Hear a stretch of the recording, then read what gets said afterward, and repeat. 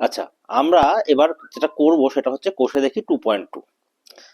কোষে দেখি 2.2 করার আগে আমাদের জাস্ট কিছু কাজ করে নিতে হবে, ছোট্ট করে, বেশি বড় নয়। সেটা হচ্ছে আমরা কিছু ডেফিনেশন পড়ে নেব, সেগুলো আমাদের কোষে দেখি 2.2 তে কাজে লাগবে। ঠিক আছে, কি কি ডেফিনেশন আমাদের পড়তে হবে? একটা জিনিসকে আমরা বলবো পূর্বপদ, একটাকে বলবো উত্তরপদ, একটাকে বলবো গুরু অনুপাত, একটাকে বলবো লঘু অনুপাত, একটাকে বলবো সামান্যুপাত। এরকম কিছু কিছু টার্ম আছে, সেগুলো আমাদের জানতে হবে কাকে বলে। That's it. এগুলো খুব সোজা, জাস্ট একবার জানলেই হয়ে যাবে। ঠিক আছে, তাহলে প্রথমে আমরা দেখি যে কাকে বলে পূর্বপদ, কাকে বলে উত্তরপদ। ধরে নাও একটা অনুপাত আছে, অনুপাতটা আছে হচ্ছে 5:3। তাহলে এই যে ফাইভটা, এইটাকে বলা হচ্ছে পূর্বপদ।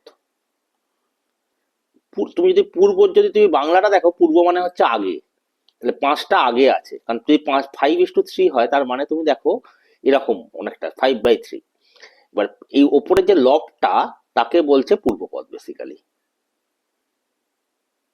ঠিক আছে। আচ্ছা, উত্তর মানে কি? বাংলায় যদি আমি উত্তর মানে পরে, তাহলে সেই জন্য পরবর্তী পদ, তাকে বলছে উত্তর পদ। তাহলে এখানে এই তিনটা হচ্ছে উত্তর পদ, মানে হরটা হচ্ছে উত্তর পদ। হয়ে গেল। আচ্ছা, পূর্ব পদ হয়ে গেল, উত্তর পদ হয়ে গেল। এইবার বলছে কোনো যদি এরকম তোমার প্রবলেম থাকে, যেখানে ধরো 5:3 এরকম বলা আছে, তাহলে বলছে যে যেখানে পূর্বপদ গ্রেটার দেন উত্তর পদ, অনুপাতের ক্ষেত্রে পূর্বপদ গ্রেটার দেন উত্তর পদ, তখন তাকে বলছে লঘু অনুপাত, সরি গুরু অনুপাত। গুরু মানে কি? গুরু মানে হচ্ছে গিয়ে তোমার বড়।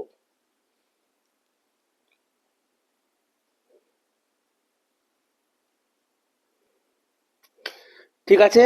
এবার যদি উল্টোটা হয়, পূর্বপদ লেস দেন উত্তর পদ, তখন তাকে বলছে লঘু অনুপাত। লঘুর যদি তুমি বাংলা দেখো, লঘু মানে হচ্ছে ছোট। তাহলে 5/5:3, এটা যেটা হলো, এটাতে পূর্বপদ হচ্ছে 5, উত্তর পদ হচ্ছে 3। আচ্ছা, পূর্বপদ গ্রেটার দেন উত্তর পদ, ইয়েস। তাহলে এটা একটা গুরু অনুপাত।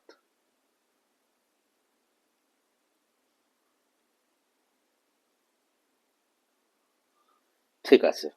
আবার যদি এটা যদি 3:5 হতো, তাহলে 3:যদি 5 হতো, তাহলে তখন এটাকে লঘু অনুপাত বলতাম।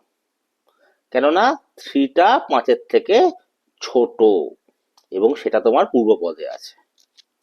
ঠিক আছে, এটা হচ্ছে বোঝা গেল, পূর্বপদ বোঝা গেল, উত্তরপদ বোঝা গেল, গুরু অনুপাত বোঝা গেল, লঘু অনুপাত বোঝা গেল। নেক্সট যেটা, তাকে আমরা বলছি মিশ্র অনুপাত বা যৌগিক অনুপাত।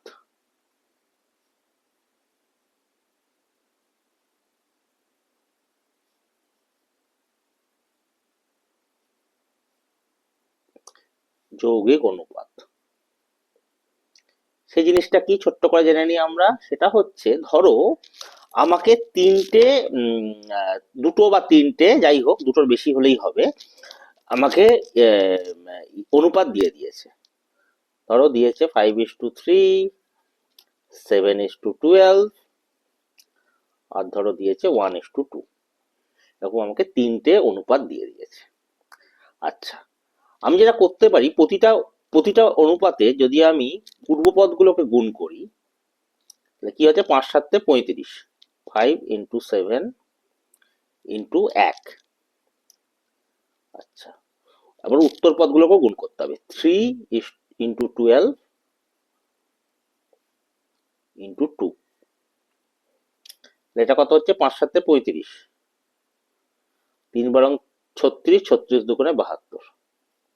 তাহলে এইরকম যদি একটা হয়, মানে আমাকে দু তিনটে অনুপাত দিয়ে দেবে, তাদের প্রত্যেকটারই একটা করে তোমার পূর্বপদ থাকবে, একটা করে উত্তরপদ থাকবে। পূর্বপদগুলোর গুণফল ইস টু উত্তর পদগুলোর গুণফল। যদি এরকম আমি করি, তখন সেই যে অনুপাতটা তৈরি হলো, তাকে আমি বলি মিশ্র অনুপাত বা যৌগিক অনুপাত। এটা আমাদের করতে হবে, আমাদের বিভিন্ন অঙ্ক আছে, সেই অঙ্কগুলোতে এগুলো করতে হবে। এই যে সূত্রগুলো বললাম, এগুলো সূত্র ঠিক নয়, এগুলো হচ্ছে কি বিভিন্ন ডেফিনেশন, যেগুলো আমাদের জানতে হবে। আচ্ছা, লাস্ট একটা জিনিস আছে, সেটাকে বলছে ব্যস্ত অনুপাত। তুমি নামটা দেখো, ব্যস্ত মানে উল্টো। তার মানে কি হচ্ছে এখানে, ধরো আমার 5:3 একটা অনুপাত আছে, এবার বলছি এর ব্যস্ত অনুপাত করো, তখন কি হবে, এর ব্যস্ত অনুপাত হচ্ছে